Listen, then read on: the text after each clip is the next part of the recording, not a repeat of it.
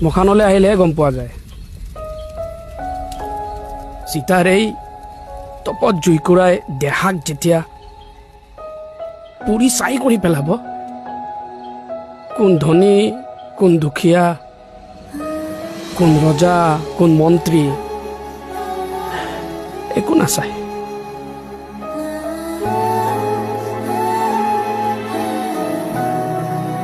ধন টকা সম্পত্তি ঐশ্বৰ্য বিভূতি সকলোবোৰ যেন মূল্যহীন হৈ পৰে